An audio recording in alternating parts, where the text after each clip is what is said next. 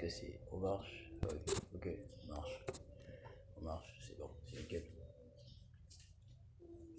Personnage mystère, il était une fois. Brum, brum, brum. Bumji, bumji. Ok, c'était une petite blague de début, de débutants certainement. Je pense que les youtubeurs qui ont percé font ce genre de choses. Moi, je pense que de mon côté, j'ai assez percé, hein.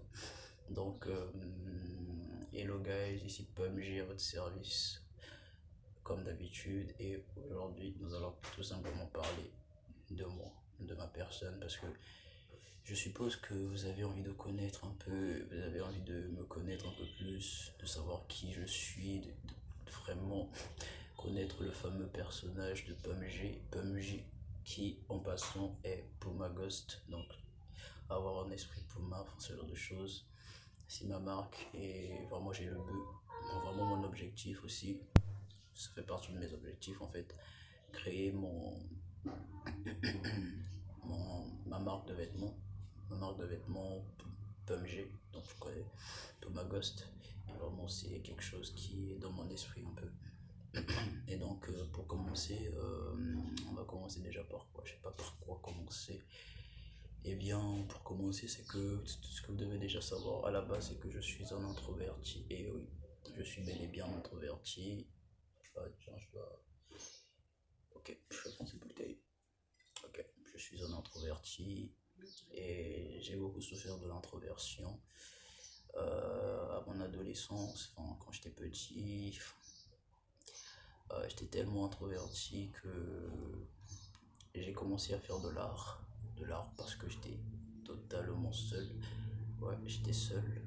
Franchement, j'étais vraiment seul et l'art m'a beaucoup aidé à accepter cette solitude et à me créer un monde pour moi. Eh bien, l'introversion déjà m'a vraiment freiné dans le sens où j'avais peur de la foule, j'avais vraiment une anxiété, mais vraiment une anxiété pour la foule. C'est-à-dire que je kiffais pas être là où il y avait du monde, là où il y avait du mouvement et tout ça. J'ai jamais trop aimé la bagarre aussi, la violence. Vraiment, c'était ça. Et vraiment, nous les introvertis, l'une des choses qui nous caractérise, c'est notre esprit analytique. Je sais pas si les gens. J'ai vu un tas de vidéos sur des gens qui parlaient d'introversion sans pourtant être introvertis eux-mêmes. Et je sais pas s'ils sont légitimes. Ils sont légitimes, en fait, c'est légitime qu'ils parlent de ça vu qu'ils ne sont pas eux-mêmes introvertis. Ils ont fait des études, mais celui qui est bien placé pour parler de ça, c'est nous autres. Et bien, l'introversion, le truc qui fait que un introverti aurait peur de la foule, c'est tout simplement parce qu'il a un esprit analytique. C'est-à-dire qu'un introverti est, est naturellement plus à l'aise avec une seule personne. C'est parce qu'il a tendance à créer des relations, des connexions fortes avec une seule et même personne. Donc, un introverti est une personne qui va automatiquement bien converser avec une seule personne. Et vraiment, quand tu vas discuter avec un introverti, pendant que tu discutes avec un introverti, tu vas avoir comme un pressentiment qu'il te connaît. En fait, tu vas avoir un pressentiment qu'il te sert, en fait, qu'il sait déjà ce que tu vas dire, qu'il te comprend même. C'est parce que nous avons cette capacité-là d'analyse, cette capacité de lire le langage corporel et d'aller encore plus loin dans le langage corporel et de sentir même la personne, de sentir, de ressentir ce qu'elle ressent elle-même aussi. Et ça, là, on peut pas faire ça quand il y a de la foule ou quand il y a 2, 3, 4, 5 personnes. Donc, naturellement, un introverti va être mal à l'aise dans un groupe où il doit discuter avec plusieurs personnes. C'est parce qu'il ne peut pas analyser tout le monde à la fois. Bien sûr, l'introverti peut évoluer et pouvoir analyser 5 à 6 personnes à la fois, mais jamais une foule à la fois en tout cas. Donc c'est ça un peu, c'est ça qui me donne peur de la foule, parce que dans la foule on peut pas analyser tout le monde. S'il y a un gars qui est derrière moi, devant, à gauche, à droite, je peux pas analyser, et même en haut je peux pas analyser le tout, le tas. Deuxième chose qui me qualifie, c'est que je suis artiste. Je sais pas si j'ai encore le droit de dire que je suis artiste parce que ça fait un moment que j'ai pas pratiqué mon art. C'est parce que je suis maintenant passionné pour autre chose. Je me suis pris de passion pour la création de contenu. la création de contenu sur YouTube, Insta et tout ça.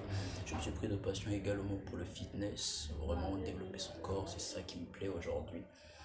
Mais vraiment, l'art, en ce moment, entre lui et moi, on n'est pas cool. Mais sinon, je peux dire que je suis toujours artiste parce que si on me donnait un travail en tant qu'artiste ou si j'avais de l'inspiration en tant qu'artiste, je serais capable de le réaliser parce que dans ma tête, je suis déjà créatif. Pour votre information, je suis un scorpion. Et ouais, troisième point, c'est ça. Troisième point, c'est que je suis un scorpion et donc les scorpions sont des extrémistes et les scorpions sont des profonds. C'est-à-dire que quand je fais quelque chose, je suis toujours dans la profondeur, je recherche toujours la profondeur, l'émotion même dans le dessin, dans l'art. C'est ça en fait, l'émotion même dans la musique. Et même quand j'écoute de la musique, ce qui va rejoindre le quatrième point, quand j'écoute de la musique, en fait, j'ai cette capacité-là à entendre les petits entonnages.